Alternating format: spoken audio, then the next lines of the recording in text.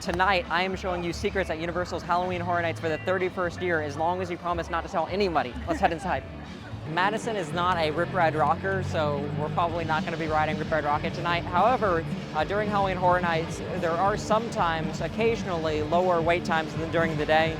I will say your mileage does vary, and it depends on the attraction and the time of day. Revenge of the Mummy is currently in technical rehearsal, so it's not even accepting Universal Express right now, so keep that in mind as well. If you do ride Rip Ride Rocket, however, and you know about secret songs, so you can hold down the Rip Ride Rocket logo for about 10 seconds or until it makes a noise when you get seated on the ride.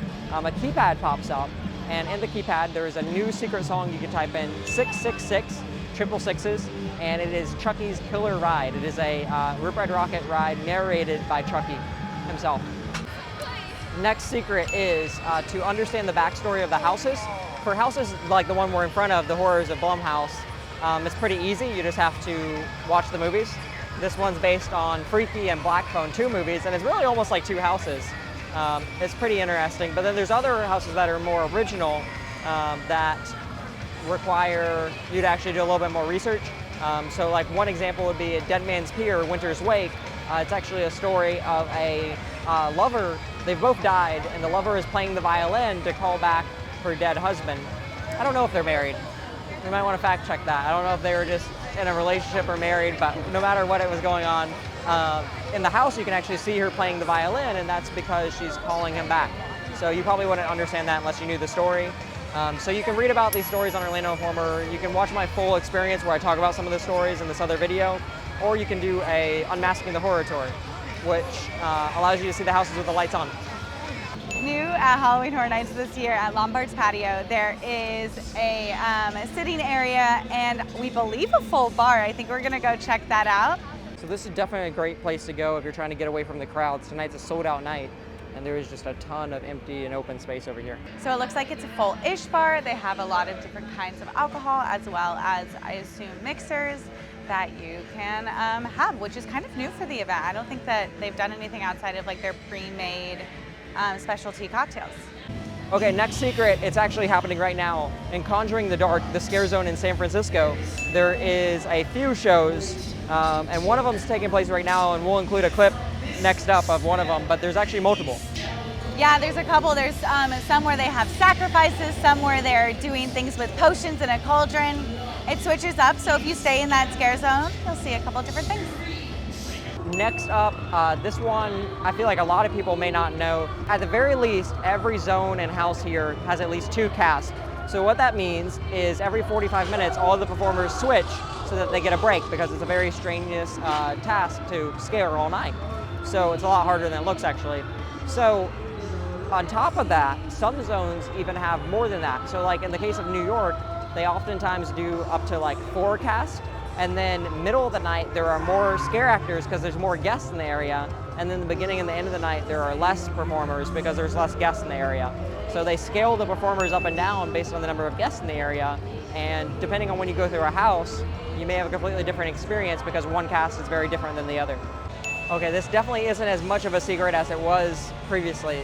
She was ready to be shocked, but she knows this one, so it's not going to be shocking to her. So let's talk about Stay and Scream areas. So if you have daytime admission of any sort, it doesn't matter what type of daytime admission, if it's an annual pass, a daytime ticket, they have a Scream early ticket, anything like that, you have access, and you have a Halloween Horror Nights ticket, you can go to a Stay and Scream area. So there is 4 this year, which is more than normal year. So we're in one right now, Springfield. All of these begin setting up about 3:30, so Springfield is definitely one of them. And Springfield releases to the weekend first, and then Universal Monsters second. There is also New York, which releases to Halloween first, and it also has access to the Coven. There is Che Alcatraz and Richter's, which releases to the Horrors of Blumhouse. And then there is Today Cafe, which doesn't release early to a house, but it is a great spot to view the opening ceremony, which is a little mini show that takes place right at opening, which is earlier than they post. So they say opening is about 6:30, but usually the opening ceremony takes place about 6. That could be a secret in itself. Madison, do you have a favorite Stay and Scream? I think it's not Springfield. No, I don't really care for Springfield that much, personally. I do like New York. I think Stay and Scream to me is more atmosphere-based, and I love the atmosphere in New York right now. It's absolutely gorgeous and very festive. So over the years, it's definitely become more of like a line, like people join the Stay and Scream area and they just line up. I personally wouldn't do that generally, unless I'm like really trying to maximize the number of houses I'm gonna do, but basically you're waiting an hour, you're just waiting an hour before the house opens instead of waiting in line for the house.